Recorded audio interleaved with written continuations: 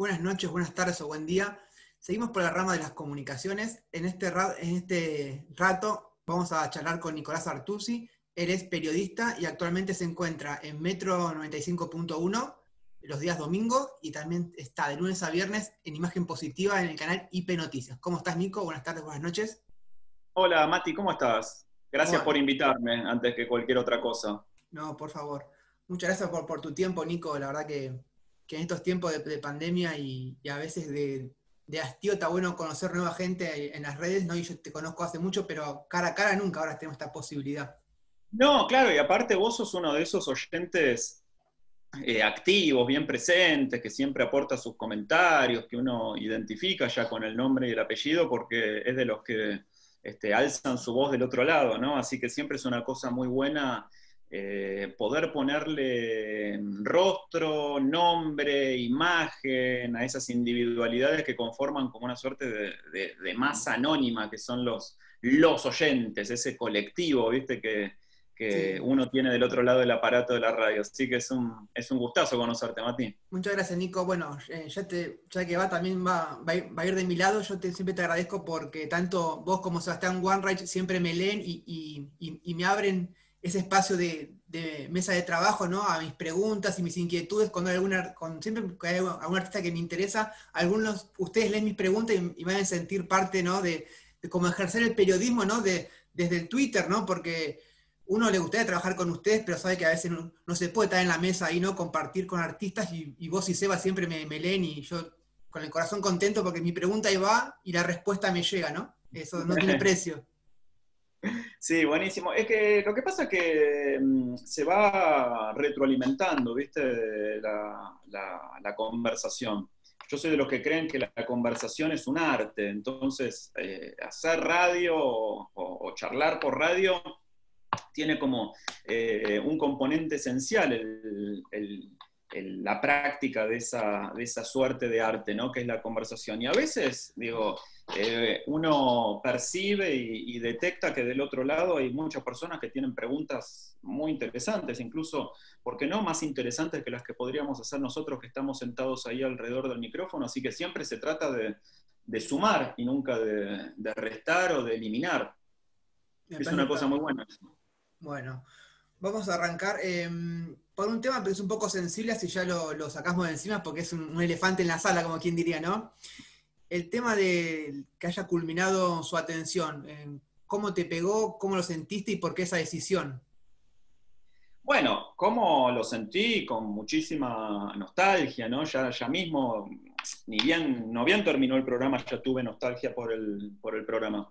Fueron 10 años de hacer ese programa, un programa que la verdad estuvo hecho a nuestra imagen y semejanza. Empezó el programa en enero del 2011 con una única condición por parte de la dirección artística de la radio, que era que fuera un programa sobre viajes. Ahí nosotros lo reformulamos un poco y tratamos de que el programa fuera algo distinto, que encontrara el viaje como centro de la experiencia, pero no desde el punto de vista del turismo o del desplazamiento incluso. Y entonces entendimos la idea del viaje casi como la idea de una exploración mental. Y fueron 10 años en los que pasaron en las vidas personales de todos nosotros, pasaron muchas cosas: Sí, mudanzas, separaciones, casamientos, nacimientos de niños, cambios de otros trabajos, muertes familiares, bueno, de todo, sí, pero siempre unidos por el espacio ese tan rico de las 2 horas a la noche, primero de 9 a 11 y después de 8 a 10. sí. Y hubo un momento en el cual muy probablemente haya tenido que ver también la pandemia y hacer el programa a distancia durante tanto tiempo y cierta rutina que se había establecido que nos llevó a pensar que ya el ciclo estaba cumplido. Fueron 10 años que para un programa de radio es un montón de tiempo. Y por suerte siempre, en mi caso, o casi siempre, el 99% de las veces pude elegir qué hacer, ¿no? Y en este caso también pude elegir terminar el programa cuando nosotros quisimos. Cuando nosotros quisimos me refiero a Sol y a mí, a Sol Rosales y a mí. Sí. Así que, más bien que tengo nostalgia por el programa y por esa comunidad silenciosa de participantes que se había nucleado alrededor del programa. Pero es una nostalgia linda, porque es la nostalgia que uno siente cuando cumplió justamente una etapa con todo lo que eso implica. Son muchos años y bueno, a veces uno, no sé, termina una carrera o termina la secundaria y también tiene nostalgia, pero sabe que es el paso que hay que dar y que después viene otra cosa. Así que Claro, todos los sentimientos derivados de eso son positivos, en definitiva. claro, lo que pasa, Nico, que yo lo vi oyente de Metro casi desde el principio, que justo nació Urbana y también se terminó el programa de Banchero y Fío, sensacional, también terminaron ustedes. Como que la radio cambió un poco, sentís, ¿no? De alguna forma.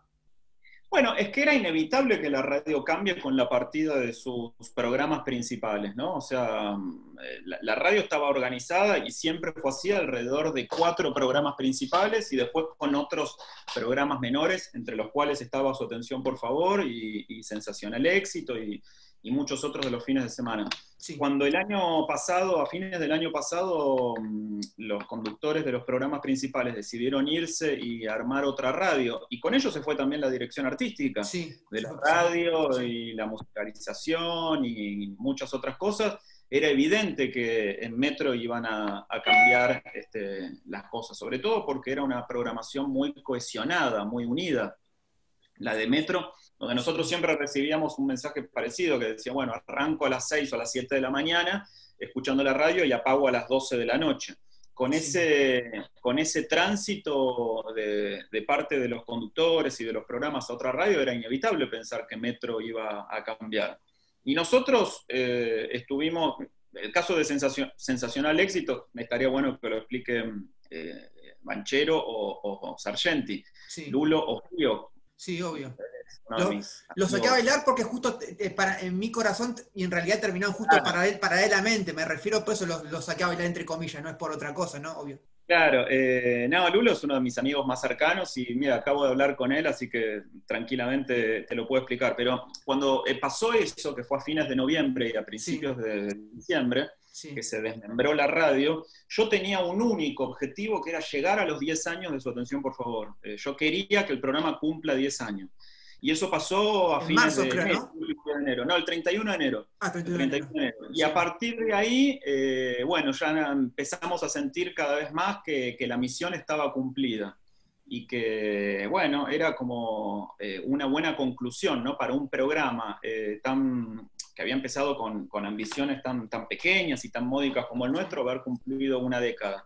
Y ahí fue cuando entonces, después de haber cumplido con el objetivo que teníamos, que era celebrar los 10 años, aún en la pandemia, aún haciendo el sí, programa por Zoom, con todas las dificultades que eso implicaba, dijimos, empezamos a sentir como que, bueno, cumplimos, llegamos a la meta, ya está, ¿no? Corrimos, llegamos, completamos los 42 kilómetros de la maratón, y bueno, y ahora, qué sé yo, es justo y necesario darnos un respiro y tomarnos un descanso. Y yo a la vez estaba empezando en Metro el programa nuevo de los domingos, así que sí. todo como que cuadró para que se le pusiera un fin a Su Atención, por favor, y para que en el recuerdo y en la mística del programa quedaran solo cosas lindas. La verdad que sí, pero en un momento sentí como que la radio te soltó la mano a tu programa y al desfío, o todo tranqui, digamos. O se fueron yendo porque sí, digamos, porque fueron ciclos cumplidos, básicamente, ¿no? Porque cambió toda la Mira, radio. claro, de Sensacional Éxito no te puedo hablar porque es una situación que Sí, que deberían tiene. contar ellos. En mi Sí, caso, no puedo sentir eso porque yo elegí sí. seguir trabajando en la radio. De hecho, yo estoy los domingos en la radio y trabajo en esa radio desde el año 2002, o sea, hace muchos años. El año que viene va a ser 20 años que trabajo en la radio. Qué locura, ¿no? Esa radio, muchísimo tiempo. Así que pasaron muchas gerencias y muchas ondas artísticas. Yo entré cuando la radio era Metrodance a la noche y solo pasaba música electrónica y después se fue reconvirtiendo en otra cosa. Y ahora cualquiera que la escuche se puede dar cuenta de que está en un momento de transición. ¿Hacia dónde Sí, se dirige? Bueno, ya lo veremos con el tiempo, ¿no? pero Sí. la verdad es que estoy muy contento de continuar con el programa los domingos porque eso sí sentí Es tu que... rinconcito, siento que es tu rinconcito ese, ¿no? Es tu Sí, y aparte rinconcito, sí, lo resiento. es así, y aparte era un espacio conquistado también, el de los domingos a la mañana, cuando Sí, empezamos con Branch hace 12 años, sí, los domingos también. a la mañana en la FM eran un páramo, no había Con el nada, conejo, es verdad. Es claro, verdad lo que vos decís al aire, es muy cierto que era algo desierto. Y vos dijiste con el conejo acá venimos a plantar banderas y después se sumaron varias radios. Y ahí tenías razón, porque era eso. tal cual. Entonces, cuando en febrero los actuales directivos de la radio me ofrecieron volver a ese espacio de los domingos a la mañana, yo estaba, por un lado, feliz de recuperar ese espacio porque Branch había terminado, Sí. y por otro lado, un poco preocupado por la fatiga. Yo trabajo mucho y con su atención, por favor, tenía 5 horas de aire por día, 3 en la tele, 2 en la radio. Volví a recuperar los domingos a la mañana, que yo ya había fantaseado con que iba a dormir hasta tarde, y a la vez escribo trabajo en el diario La Diario. Nación, y Sí. tengo mis proyectos derivados del café, y estoy escribiendo a falta de 1 o 2 libros, y escribo en revistas, bueno, un montón de cosas, y entonces también todo confluía en que algo tenía que dejar, y por todos los motivos que te expliqué antes, Obvio, el obvio. candidato para eso fue su atención, por favor. Lo principal es que seguís teniendo trabajo y seguís eligiendo dónde trabajar, que hoy en día es tener una bendición encima, Nico. Sabemos cómo es el tema del periodismo en la Argentina. Sí, tal cual, yo tengo 45 años y trabajo de los 18, mira, no Ahora, quiero ni hacer justo, cuenta, justo, justo, son ahora vamos a ir un poquito para ahí, 20 Nico. años. Justo, justo, justo, sos vidente. Decime, ¿por qué elegiste esta carrera y cuál fue el momento en el cual te hizo clic la cabeza y dijiste, puedo llegar a vivir del periodismo? Eh, Creo que me eligió a mí la carrera más que yo elegirla a ella, aunque yo no uso la palabra carrera porque la palabra carrera implica, según la etimología del término, la necesidad de llegar a algún lado. Y yo no me propongo llegar a ningún lado con lo que hago, simplemente pongo en práctica mi oficio y tengo, como vos decís, la suerte o el privilegio de vivir de él. Y Sí, cuando me di cuenta que iba a vivir del periodismo, la verdad es que nunca lo tuve como un hobby, salvo cuando era muy chico o incluso adolescente, y ahí sí jugaba a armar mi propio diario o a tener mis sí, programas en las radios del barrio, ¿viste? En FM Bahía de Villa Urquiza o en Radio Parque Chas. sí. Eh, pero ni bien terminé el colegio, a los 17, a los 18 ya empecé a trabajar en periodismo y de manera profesional. ¿Y Y cómo, nunca trabajé. pero cómo arrancaste? ¿Cómo fue tu puerta de entrada, Nico, a los medios? Nunca trabajé de otra cosa. Absolutamente todos mis trabajos fueron siempre derivados del periodismo. Eh, yo cuando terminé el colegio empecé a estudiar periodismo, no quise estudiar comunicación en la UBA porque Sí, es quería estudiar. tedioso. Sí, y más que tedioso era demasiado amplio Sí, en sus propósitos, y yo quería estudiar algo estrictamente periodístico. Hice 1 año en el Instituto Grafotécnico, que era una ¿te escuela de acordás del periodismo. grafo? Sí, me acuerdo que ya fue. Ah, Sí, me acuerdo. claro, claro. Sí. ¿Vos estudiaste ahí también? No, No. no, pero Ah, yo cuando quise entrar al ISEC en el 2003, 2004, existía el grafo, puede ser por ahí. sí, sí. Mira, calculo que habrá cerrado, no sé, en el 2000, no sé, 2014, 2015, Ponele, 16, por ahí, y era como el ponele. lugar más centenario para estudiar periodismo. Estuve un Sí, año ahí y ahí conocí a periodistas que estaban en ejercicio del oficio, y sí. después me pasé a estudiar a la UCA. A la UCA, Y privado, digamos, bien, bien ahí. ¿Hiciste los 2 años o te reconocieron? ¿Cómo fue, Nico? ¿Te reconocieron algo? me reconocieron parte de lo que había hecho en el grafotécnico, y después Sí, terminé la carrera en la UCA. bien ahí. Y lo que pasó fue que, bueno, en aquel entonces la UCA tenía un convenio con Editorial Atlántida, era como una suerte de brazo académico de Editorial Sí, Atlántida, bien ahí. y bueno, empecé a hacer pasantías, eso no era pago, lógicamente, en la revista Gente, en El Gráfico, en Chacra y en alguna otra, pero ahí mismo ya año 96, si no me equivoco, o 95 Sí, puede ser 95, no estoy seguro, me llamaron para No, pero yo antes trabajé en otro lado. El primer trabajo rentado que tuve fue en un diario, pero ahora no me acuerdo cómo entré, que se llamaba Cuarto Poder, que fue un diario que salió 1 año y medio, 2 años, Sí. en el 94, y yo estaba en la sección de internacionales, o sea, me Mirá, tocaba cortar los cables, ¿no? Cortar los cables, recibir las informaciones de las agencias de noticias y adecuarlas a la página, editarlas y que entren en la página. sí. En esa redacción, ahí compartí redacción con otro joven prodigio, no porque yo lo sea, sino él sí, Mauro Zeta, que No, también mirá, qué locura, ¿eh? estaba dando sus primeros pasos en el periodismo y se llamaba todavía Mauro Stan Rachberg. Sí, Y éramos compañeros, íbamos mucho a comer, después era una vida todavía bohemia de las redacciones, porque terminábamos de sí. trabajar a la 1 de la madrugada Claro, cuando y cerraba todo, obvio. unos panchos a la estación de servicio ahí de la avenida Jujuy. Y ese fue mi primer trabajo. ¿Cómo entré? No me acuerdo, ahora me doy cuenta, a Cuarto Poder. Estuve como 1 año ahí. Me acuerdo que cobraba 280 pesos, que eran $280 en Sí, aquel obvio. entonces. Una fortuna. Hoy La en día. plata de hoy no sé cuánto sería, no era mucho Sí. de ninguna manera. Bueno, 45.000 pesos, 40.000 pesos era. Para uno que recién arranca, vamos bien, ¿eh? Claro, a plata de hoy. Y después, ahí sí, ya por la facultad, me llamaron para ir a Clarín. Clarín llamó a la UCA pidiendo gente para trabajar en Clarín Digital, que era el sitio de Clarín que se lanzaba. ¿Qué era Así el que debe haber sí? sido... ¿Qué era el sí No, no, digital? No, no. no, era el sitio de Clarín que en aquel entonces se llamaba Clarín Digital, Ah, mira, antes de ser clarín.com. mira, mira. Y necesitaban gente joven que entendiera algo de Internet. Yo no pescaba mucho Internet, años 95, 96, pero aún así, la que era la directora de la carrera de periodismo en aquel entonces me recomendó a mí, y ahí entré en Clarín.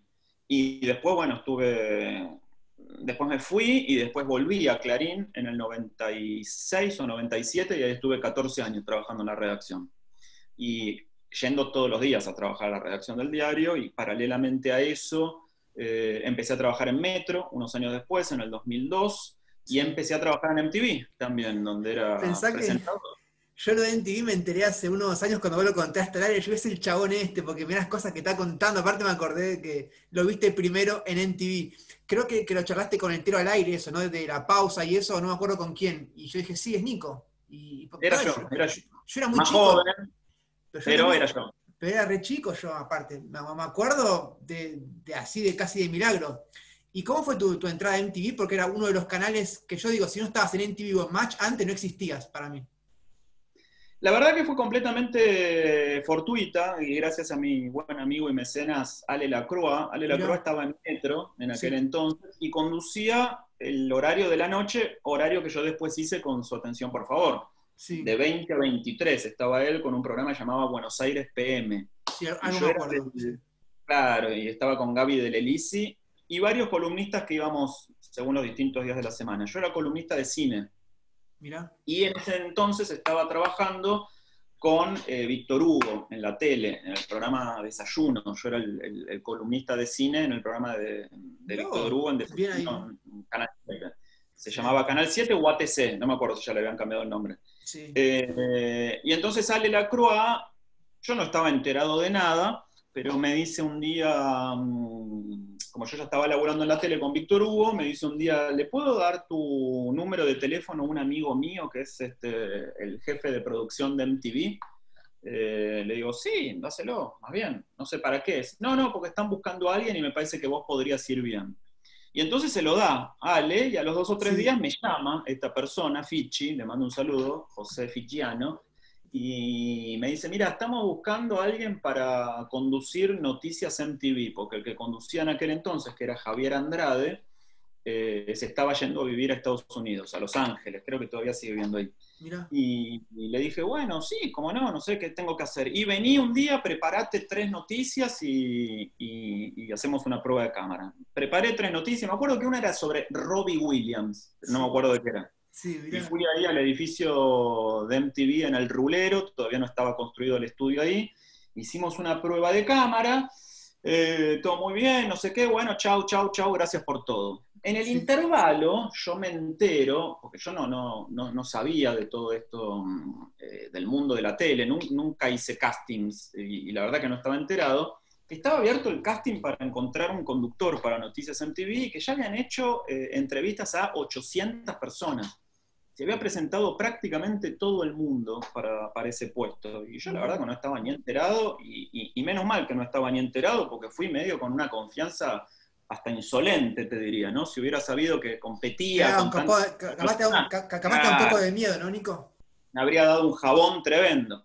Así que bueno, digo, nada, listo, ya está, esto queda acá. Cuando fui hice la prueba de cámara y sabía que habían pasado antes literalmente 800 personas, porque era una época en la que MTV hacía casting multitudinarios, algunos los hacían en las plazas incluso. Mira, Te decía, bueno, el sábado tal, a las 3 de la tarde, en Plaza Francia, hacemos casting de personas. Y se presentaban a lo mejor 1.500 personas. Y bueno, la cuestión es que pasaron 15 días de eso, me volvieron a llamar y me dijeron, queremos que vengas de nuevo. Ahora ya en ese caso me citaron a un estudio de televisión que quedaba por la calle Arévalo, sí.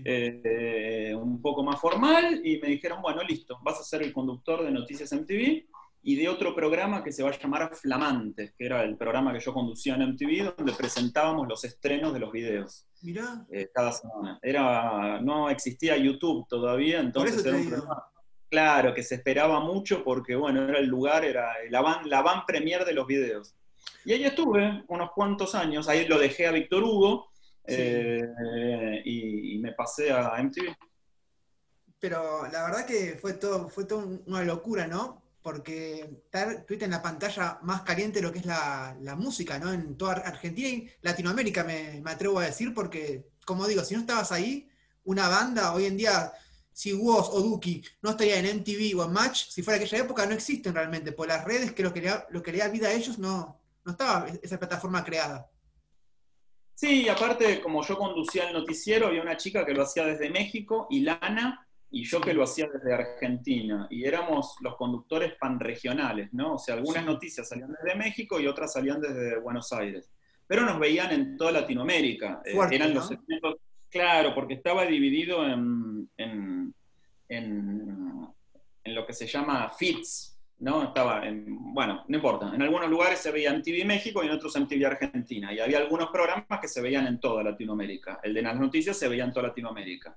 Y entonces, bueno, eso también me permitió mucho viajar con MTV, ir muchas veces a trabajar a México, a Miami, que era donde estaba la oficina de MTV, ir a los premios MTV, conocer, entrevistar a muchos artistas, viajar a Europa. La verdad que fue una cosa muy buena, y como yo estaba vinculado además al periodismo joven, porque yo estaba en Metro, que era una radio muy juvenil, y Sí, además ya estaba también en el suplemento Sí de Clarín, que era el suplemento joven que salía los sí. viernes. Digamos, yo estaba muy vinculado con las tendencias, la música, las fiestas, los Muy personajes. trendy, era muy trendy a fondo. Claro, estaba al minuto, ¿viste? Porque esto, bueno, estamos hablando casi hace 20 años de esto, ¿no? Ya pronto va a Sí. ser 20 años. Así que la verdad que fue una época muy buena. Te voy a hacer una pregunta un poco rara, pero porque ya te conozco un poco a vos, Nico, me tomo ese atrevimiento, que sos una persona de perfil bajo, ¿no? Y a la vez te voy a preguntar que cuándo fue la primera vez que sentiste en la calle reconocimiento. Bueno, fue justamente en un recital que había ido para hacer una nota de MTV en Obras, en el Estadio Obras. La había llevado mi hermana, además porque era muy fanática de la banda. La banda era 30 Seconds to Mars, una banda que Uy, sí, estaba aquella muy de época, sí. moda Sí, en esa época, de Jared Leto, el actor que era el cantante, el que mirá, después hizo del Guasón en la película del Escuadrón Suicida. sí. Y fui ahí, era en Obras, en esa época, y la verdad que entré, me acompañó mi hermana es mucho más chica que yo, así que mi hermana era una adolescente, o incluso podría llegar a estar en los últimos años de primaria o en los primeros de secundaria en aquel entonces, cuando fui con ella. ¿Vos fuiste como prensa, Nico? En realidad lo fui a entrevistar a ellos y después me quedé a ver el show, sí, pero Como estaba prensa. ahí en el campo, digamos, Ah, común, de como persona común, obra. está bien, está bien. Sí, sí, mirando el show.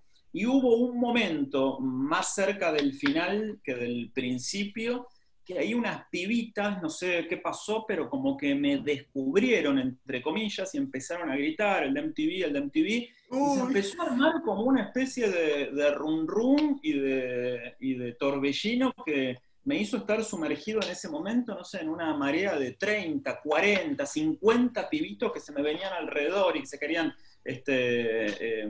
sacar una foto conmigo. Era la época de las camaritas digitales, ¿no? De sí, los sí, teléfonos sí, que sacaban fotos. obvio.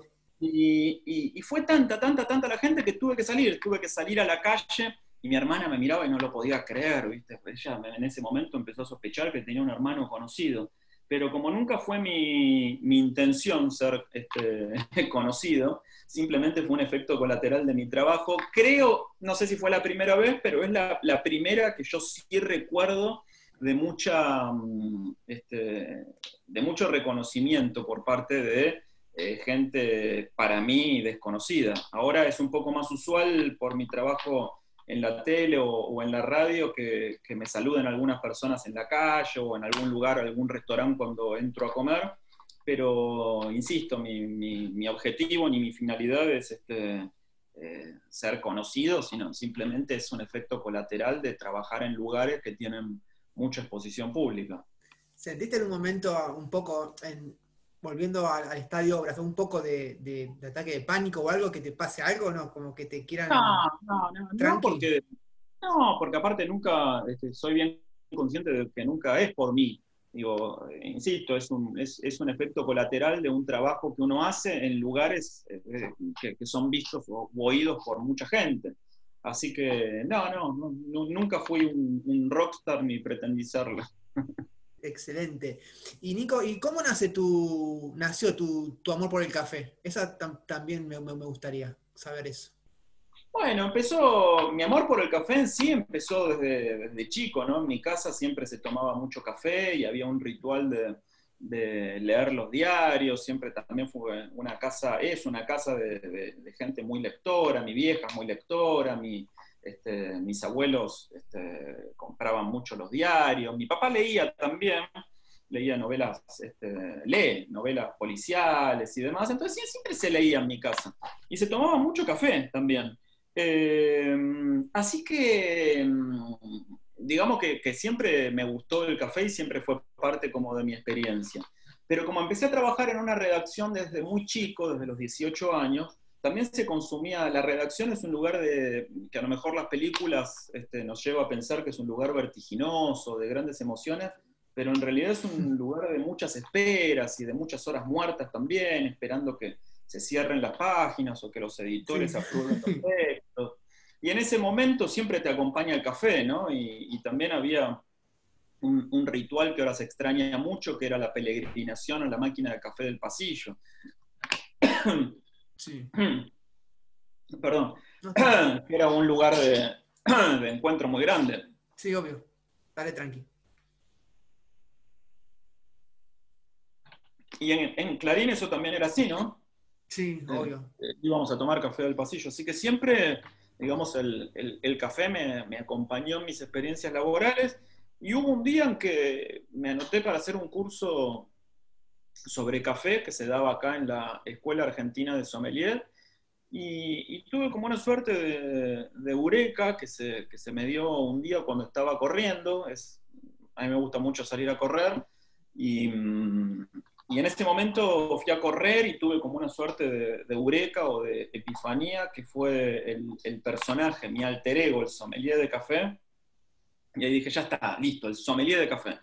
Que en ese año, que creo que era el 2007, era tan ridículo como decir hoy sommelier de tornillos. Así Sí. que enseguida me inventé ese personaje y puse todo mi método y mi procedimiento periodístico a investigar y averiguar, ya no para escribir una nota o para elaborar un informe, sino para enterarme yo y para saber más de algo que verdaderamente me apasionaba. Y así empezó. La verdad que bastante bien, porque es un tema que te lo tomás con mucho respeto el café. Yo te escuchaba cuando hablas en la radio, cuando hablas también ahora, es como que sabes mucho de cada clase, de los granos, muy puntual, muy específico todo, ¿no? Bueno, de eso se trata. Yo no soy barista, o sea, yo no preparo café, ni soy juez Pero sabes, internacional de café. pero sabes Soy de grano, divulgador. sabes bastante. Claro, soy divulgador. A mí me interesa divulgar la historia del café. Sigo siendo periodista y en los libros que escribí, esa fue mi intención, siempre fue mi propósito, ¿no? Por eso nunca quise tener mi propia cafetería, cosa que me propusieron muchas veces en estos años, ¿no? A mí me Mirá vos. interesa divulgar la historia y crear cultura de café, contribuir a crear cultura de café, contando sus leyendas, sus anécdotas y sobre todo brindando información precisa para que la gente pueda transformar un acto automático, irreflexivo o inconsciente en todo lo contrario, mediante el conocimiento. Ese es mi objetivo. La verdad que bastante bien, Nico. Y un poco, viste que siempre tenías en su atención tenías como es la sección Un cuento chino. ¿Qué te pasó realmente a vos? ¿Alguna experiencia paranormal? Me gustaría saber alguna, Nico. A mí en lo personal no, Sí, nunca me pasó. Un cuento chino nació primero como una manera de viajar a través de las leyendas y el folclore sobrenatural de las provincias argentinas. sí. Ese era el espíritu original de la sección, ¿no? Con esta idea que yo te contaba antes, del viaje según sus distintas interpretaciones. Entonces se me ocurrió decir, bueno, y si nos vamos con la radio mentalmente a Santiago del Estero y preguntamos ahí cuál es el mito de la mujer de blanco, o nos Sí, vamos a Misiones y contamos ahí el mito del bombero. Y así sí, empezó la sección. Y sí. nos pasó que revisando esas leyendas o esos mitos folclóricos, muchas personas nos empezaron a llamar por teléfono y a decir, pará, a mí me pasó algo parecido, o a mí me tocó ver al bombero, o a mí me tocó cruzarme en tal ruta con la mujer de blanco. Y entonces ahí apareció una suerte de evolución de la sección que se llamaba Un cuento chino en primera persona, donde en Sí. esa época los oyentes venían al Ah, estudio, es al verdad, en piso. un momento iban, es verdad, es verdad. Claro, claro, a contar sus experiencias personales y se hacía como una suerte de evaluación por parte de los oyentes que elegía la mejor historia del mes. Y la verdad Sí. es que fue tan impactante todo lo que sucedió, era prácticamente sinónimo del programa, Un cuento chino, ¿no? Todas las personas que uno se encontraba por ahí, que escuchaban el programa, nos decían, y los lunes, un cuento chino, y los lunes. Y creo que una de las cosas más valiosas que dejó Un cuento chino fue la de recuperar el poder de la narración oral, ¿no? No nos interesaba tanto la prueba documental o que la historia sea verídica, sino que sea verosímil, que la cuenten bien.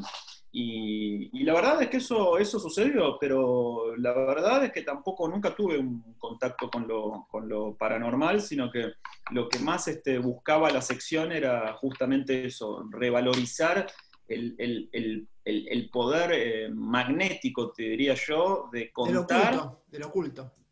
de la historia más que del oculto. Podríamos haber hablado de otras cosas, ¿no? La narración era lo importante en un cuento chino. Perfecto, perfecto. O sea que Nicolás Crear una Artusi, emoción, sí, dale. no digo, crear una emoción a partir de lo que se narraba, ¿no? Perfecto, Y sí. una emoción a veces de angustia, a veces de miedo, otras veces de emoción genuina, porque no todas las historias eran de terror. No, no. Así que fue algo muy bueno. O sea que en resumen, en Nicolás Artusi en su vida personal nunca nada, ni una luz en el cielo, ni que tocaban la espalda, ni algo frío, nada, nada. Algo frío el café, cuando me lo traen a veces frío y lo mando a devolver, ¿viste? Digo, un poquito más caliente, pero más que eso no recuerdo. No, Nada raro, nada, en tu vida nada, nada raro. no recuerdo, la verdad que no. Mirá Soy vos, muy malo, no podría haber participado de un cuento chino, ¿no? no tendrías que aportar, ¿no? Pues en realidad nunca te pasó nada. No. De esa naturaleza no. Y Nico, volviendo un poco más a lo periodístico, ¿no? ¿Cómo ves los medios de comunicación en la actualidad vos? Bueno, es un momento muy difícil porque los medios atraviesan un montón de crisis superpuestas y simultáneas, creo yo. Está la crisis económica nacional, está la crisis de los formatos, que es a escala mundial, está la Sí, crisis del periodismo pago o gratuito, que también es a escala mundial, está la crisis del periodismo como institución y la crisis de credibilidad del periodismo. Así que para los medios tradicionales es una época muy, muy difícil, porque además muchos de los componentes principales de sus ingresos, que es la publicidad, fueron migrando a soportes personales, fueron migrando directamente a cuentas de Instagram, antes a cuentas de Twitter o a canales de YouTube y demás, auspiciando o brindando sponsoreo y apoyo directamente a periodistas, comunicadores o influenciadores sin necesidad de que hubiera un intermediario. Pero por otra parte, para esos influenciadores o periodistas o comunicadores, es una oportunidad histórica porque cada uno puede ser su propio broadcaster, ¿no? Sí, sí, Esta obvio, misma obvio. entrevista vos la vas a subir a tu canal de YouTube o a tu Sí, página o a tu lugar en Instagram TV, y sí, eso es una solución tecnológica que hace 5 años o 10 sí, no estaba disponible. Entonces, esa posibilidad de que cada uno sea su propio broadcaster sin que sí. dependa de una empresa que amplifique o que magnifique lo que uno dice, también es una encrucijada histórica. Así que en definitiva creo que es un momento de transición, una gran bisagra. Veremos hacia dónde deriva, pero para mí lo importante a destacar es que no es un fenómeno únicamente local, sino que en todo el mundo se habla de la crisis de este oficio, con distintos matices o con distintas cualidades. ¿Vos pensás que los influencers están bien que estén dentro de los medios de comunicaciones tradicionales? Creo que no hay un espacio para ellos en los medios de comunicación tradicionales. Creo que son intentos de los medios por sumar nuevas audiencias, pero al ser muy distintos los modos de comunicación terminan fracasando.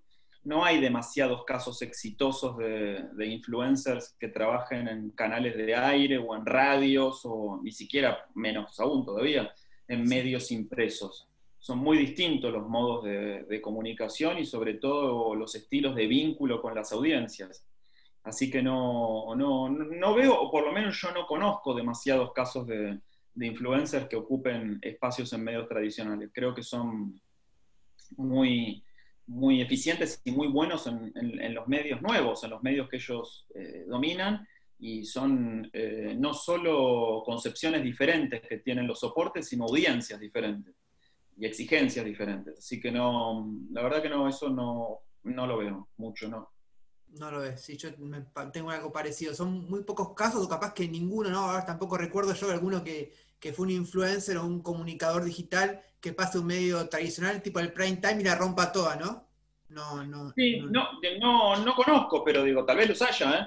Sí, yo no Pero estoy si los recordando, hay, pero también, claro, si los hubiera también serían fenómenos minoritarios, así que digo, sí, no creo que eso eh, sea una característica de esta época. no, está complicado, está complicado. Aparte, tienen como decimos, una forma de comunicar diferente al público también que se dirige, ¿no? Porque capaz, tipo Telefe es muy hogareño, y si metes a una persona que dice malas palabras o algo, es como que no cuadra, ¿no? Dentro de lo que sería Telefe, ¿no? O u otro canal. No lo sé, la verdad que no lo sé. No, no estaría cuadrando ahí la cosa. Y vos, en realidad, te sentís mucho más cómodo con la radio o con la televisión si te dieran a elegir, Nico. Cómodo me siento en los dos lados. Lo que pasa es que la tele exige una aparatología mayor que la radio, que hace que sea más engorrosa. En la tele tengo que ponerme una ropa especial todos los días, me tienen que maquillar. Siempre te dan ropa, o sea que vos llegás, ¿cómo es tu rutina en IP? Vos llegás tipo, vos salís a salir a las No, 9, llegás yo tipo llevo 8 y yo media. llevo mi propia ropa, yo llevo mi propia ropa, Ah, vos ya. no uso el vestuario del canal, pero sí todos mis compañeros usan la ropa, casi todos usan la ropa que les da el canal. Yo no quise, yo quiero usar mi propia ropa y ya voy vestido. Pero digo, voy vestido de una determinada manera que está ajustada con el lineamiento de vestuario del canal. Y llegás y te tienen que maquillar y te tienen que poner 1000 cables, y depende también de las luces y las cámaras. Son cámaras robóticas las que hay ahí, entonces también uno te tiene que acostumbrar a hablarle a una Sí, cámara que no tiene una persona detrás, y y hay mucha gente en el estudio, y entonces todo necesita de una infraestructura y de un soporte que la radio no tiene, ¿no? La radio es mucho más íntima. Entonces no es que uno se sienta más cómodo en la radio, porque yo en la tele también me siento muy cómodo, pero en definitiva la radio es una extensión, si uno quiere, de la casa de uno, porque prácticamente no hay nadie. Y hay algunas experiencias de radio en el mundo donde ya ni siquiera hay operador, se opera uno mismo eventualmente, ¿no? Sí. Entonces ese vínculo con el micrófono es mucho más íntimo y mucho más personal, y no exige de todo el soporte técnico y de la cantidad de gente que hace falta para poner un programa de tele en el aire. Sí. Para poner un programa de tele en el aire, entre cámaras, asistentes, sonidistas, maquilladores, operadores de videotape, switcher master, dirección. La verdad que no sé cuántas personas hay mientras yo hago el programa, pero seremos fácil unos 20. 40, ¿no? Sí, 40 personas. Mira. Entonces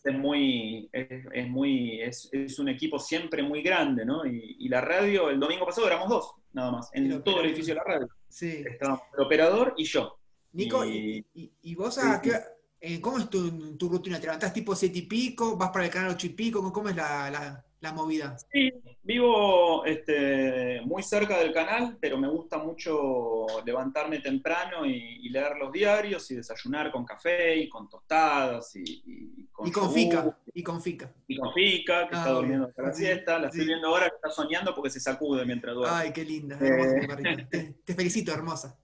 Sí, la verdad que sí, gracias. Entonces me levanto temprano y escucho la radio, hago zapping de radio y leo los diarios. ¿Qué escuchás, Nico? Y además ¿qué escuchas? Escucho a Tenenbaum, a Víctor Hugo, a El Gato Silvestre, a Longobardi, a Nacho Otero, más o menos por ahí, haciendo zapping. Y después leo todos los días, la mayor cantidad de diarios que puedo. ¿Lo lees digital o te llegan todos a tu casa impresos? Me llegan algunos impresos y leo otros digital, pero esa nostalgia, PDF. Nico, esa nostalgia que nos une, ¿no? El diario, siempre el papel, ¿no? Tocar el papel. El papel es irreemplazable. Pero los que no los leo en papel, los leo en PDF, no leo las páginas web de los diarios. ¿No lees? No, leo los PDF de cómo salieron impresos los diarios. Mira.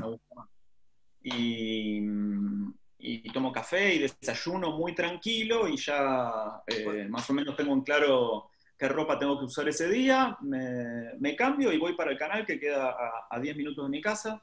8 y pico te vas para allá, digamos. Sí. Y llego y lo primero que hago es ir a maquillarme al canal y a que me conecten todos los cables. Y también otra cosa es que el equipo de producción que nosotros tenemos empieza a trabajar a las 6 de la mañana. Me imaginaba. Entonces, claro, yo estoy durmiendo toda esa hora, pero cuando me levanto, yo ya tengo todo que nos mandan por mail y por WhatsApp. ¿Te lo mandan? Yo te iba a preguntar si lo leías apenas llegas al canal. No, ya está leído. No, ya voy al canal con las cosas leídas, que me parecía. Son los temas del día y los entrevistados que va a haber, y incluso hasta las placas que vamos a tener atrás en las pantallas ya las tenemos desde temprano. Entonces uno ya llega con todo el desarrollo de lo que va a haber ese día, aunque bueno, al ser un canal de noticias siempre está... Sí, un urgente último momento, estamos siempre, ¿sabés, no? Al pie del cañón. Claro, que todo el tiempo hay. Todos los días algo pasa, y más en ese horario que yo digo el de la mañana, que es el teleteatro de la vida, ¿no? Porque tenés la emoción, el drama, el suspenso. Sí. Es cuando pasa todo, cuando hablan los funcionarios, cuando chocan los autos. Es verdad, yo pienso que después de la 1 a las 2 de la tarde es como, viste, como que la noticia va cayendo, salvo que pase una tragedia, Dios no quiera, viste, placa y urgente, ¿no? A través de los medios de comunicación y las redes sociales, pero ya tipo 1 a las 2 de la tarde ya está todo más tranquilo, viste, de tipo de 6 a 2. Después de ahí estamos, para mí, está el día hecho casi, si Dios quiere, marcha todo bien. En estas épocas de pandemia, a la mañana se entrega el parte epidemiológico y hablan los ministros y se define cómo va a estar la cosa y abren los vacunatorios y los centros de testeo y bueno, y la verdad es que me encanta, me encanta. Una de las, tal vez te diría lo que más me gustó de la invitación a ser parte de IP es justamente ser parte de algo desde que nace, ¿no? Desde el momento cero. Hace un año justo estábamos trabajando ya en el lanzamiento del canal, que fue en octubre. En octubre fue, sí. Y entonces, bueno, ser parte de algo desde su estado embrionario a mí me entusiasmaba mucho. Sí, aparte Y tenés un buen horario, un buen equipo, o sea, no te podés quejar. sí, sí, y aparte, bueno, hay muchísima gente joven ahí trabajando y trabajo con Paloma Boxer, que es amiga mía de antes, entonces también tuve la posibilidad de proponerla a ella y de elegir mi compañera, lo cual también es un privilegio y el privilegio de trabajar con amigos, digo, ¿no? A eso me refiero. Y la verdad que me está todo muy lindo. Te noto cómodo aparte del aire, te vi un par de veces y la verdad está bastante bien, bastante dinámico, bastante buena onda, bueno, casi como sos vos, o sea que Nico Artusi al 100%, está bastante bueno el programa, muy... Y aparte, el único capricho que tuve fue que me exigí Una máquina que de me café. dejen poner una cafetera ahí en el ¿Tuya? estudio.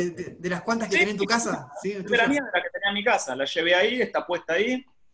Así que en los cortes tiene 2 pisos el canal, Excelente. la escenografía. Sí, Así que en los cortes bajo del piso de arriba a la cafetera que está en el de abajo, me relleno la taza y vuelvo a subir para seguir remando la mañana. excelente, Nico. Me gusta mucho estar ahí. Si calculamos desde que entraste a los medios hasta el día de hoy, ¿qué fue lo mejor y lo más sorprendente que te pasó siendo periodista? Y tendría que poner los viajes en el centro, creo yo, ¿no? Porque como buen hijo de la clase media y de padres laburantes, no habría tenido, creo yo, la oportunidad de conocer tantos lugares como tuve gracias al periodismo. Pude viajar por Rusia, por Europa, por Oceanía, pude cruzar el Polo Sur en avión, pude ir al Caribe, sobrevivir a huracanes, ir a Estados Unidos muchísimas veces, entrevistar a artistas, a personas con las que nosotros los comunes no tenemos vínculo más allá de la tele. Así que creo que es eso, creo que lo mejor que me dio este oficio fue la posibilidad no solo de viajar gratis, sino al revés, de que me paguen por viajar. A cambio yo tenía que trabajar en esos viajes, pero Sí, era muy, muy justo el intercambio. Eh, Creo que es lo más saliente genial. de todos estos años en los que estoy trabajando. Genial, Nico. Te hago las dos últimas preguntas ya para ir cerrando, porque ya el tiempo a veces es muy tirano, ¿viste? Como dicen, es verdad eso. A veces uno se engancha con la charla y bueno, hay que ir cerrando. Una de las preguntas es, una reflexión que vos quieras hacer a toda la gente, ¿no? Como hombre, como periodista, como ser humano, hacia la sociedad. ¿Qué te gustaría decir, Nico? Que no nos indignemos tanto y tan vacuamente muchas veces. La indignación es un recurso para reaccionar ante distintas cosas, pero soy un convencido, lo soy ahora, lo fui en los 4 años anteriores, lo fui en los 4 anteriores y en los 4 anteriores y antes también, de que no es un país falopa. Así que, o tan falopa como nos quieren hacer creer muchas veces cuando prendemos la radio o cuando vemos la tele. Eh, Así que eso, siempre trato de transmitir ese mensaje, de que es el país que tenemos y en el que vivimos nosotros, que lo hicimos nosotros y que para algunos puede ser que el destino o la salida esté en Ezeiza, pero para mí está acá, porque acá están todas las personas que quiero y todos los lugares que amo, y me parece importante que nos repitamos eso, de que no somos un país falopa. Excelente, Nico. Y la última, y ya te dejo libre, ¿qué es para vos, Nicolás Artusi, el éxito? Y el éxito es poder elegir en cualquier ámbito de la vida.